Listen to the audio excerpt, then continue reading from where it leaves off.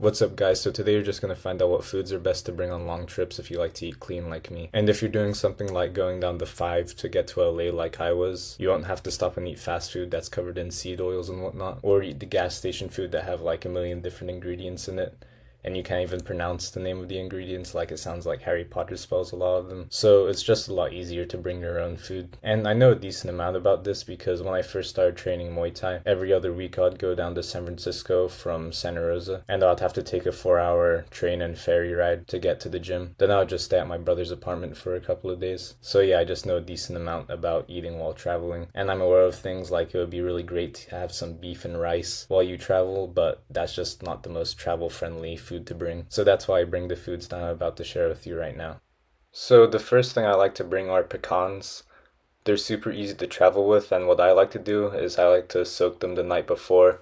And what this does is it takes out some of the phytic acid, which is the thing Paul Saladino doesn't really like about nuts. And also nuts just taste better to me when they're soaked. Another thing I like to bring are sandwiches. For my sandwiches, I always use sourdough because it digests easier since it's already fermented. And my favorite sandwich is a tuna and cucumber sandwich. I used to eat this all the time when I was living in England, and they don't really have the same thing in America. So I always make it once in a while. And also, tuna is just a really good thing to eat. It has like 25 grams of protein per can, and it's super cheap, so it's perfect if you're on a budget. For drinks, I always bring water and glass.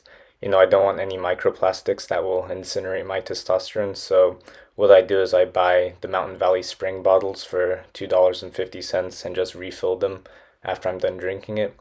And I also got this bottle from Italy when I was just at a restaurant, so I refilled that too. Next is cheese. It's very nutrient dense and a very healthy fat. And something I'll do differently is I'll get the block of cheese like this instead of the shredded cheese, because I found out after making this video that shredded cheeses sometimes have a little bit of riffraff in it. They put it in so it preserves it longer, and I checked and this cheese actually had cellulose in it. So yeah, next time I'll buy the block of cheese. Cheese also pairs really well with the next thing I brought, which is fruit. Fruit is always super refreshing, and it was extra refreshing because I was driving down the 5 in the middle of the summer. Also, my AC wasn't blowing out cold air, so the fruit tasted extra good. I also had some figs that my dad gave me from his garden. If you want to know why fruit is so good for you, make sure you check out Paul Saladino's channel, and I'll link his channel along with all the other nutritionists I follow in the description below. Another thing Paul Saladino loves is honey. It pairs really well with the cheese and the fruit. I actually had a really good friend in junior college, and his pre-practice snack was always fruit and honey. So yeah, this is just another good thing you could bring on trips. Something to balance out the sweetness of the fruit and the honey is dark chocolate. It's really good for your brain, and it's something the tech CEO turned longevity expert Brian Johnson lives by. Next is dried fruit. Again, it's super easy to travel with, and if you're doing a multiple day trip, it will last a couple days in your backpack. Not just a couple days, it will actually last a decent amount of time. But my favorites are dried mangoes. Dried apricots are also good, but today I had dates. Last thing is jerky.